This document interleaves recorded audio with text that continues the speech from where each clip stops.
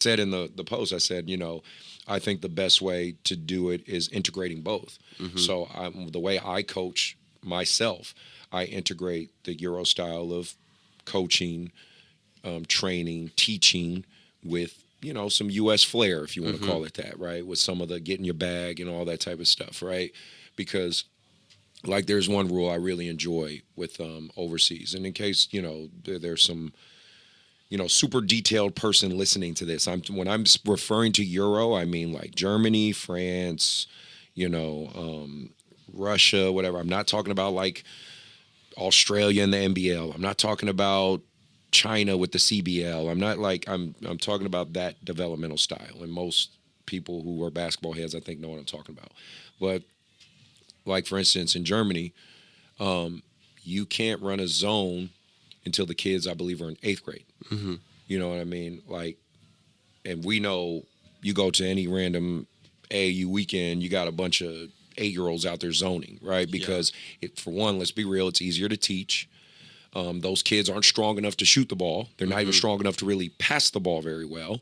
So, it's a distinct way to cheat in AAU basketball, right? Yeah. Because if you get like a really tall 8-year-old, you just stick him in the middle of the paint, because so none of those kids can shoot layups, right?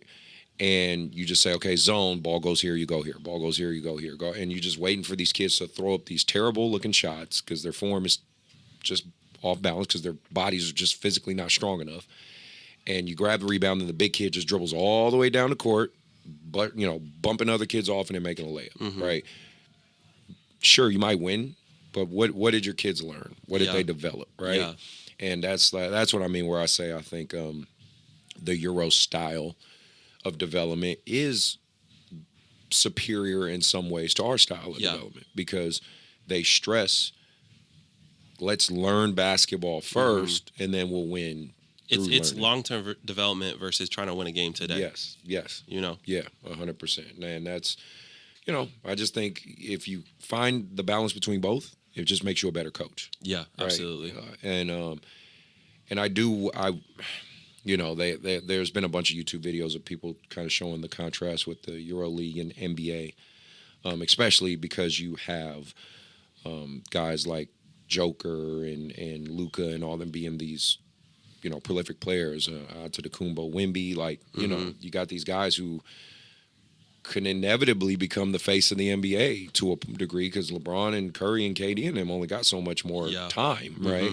So, there's kind of, I think, a business fear of that from the NBA. Sure. Where now you have an overseas guys as the face of your franchise in a U.S. origin sport. You know what I mean? Like, and then not to put that xenophobic moniker out there, but business-wise, I think there is a fear of that. You know what I'm saying? And I don't know how we fix it.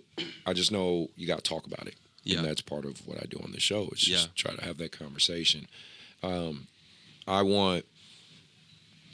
just want our coaches to do better.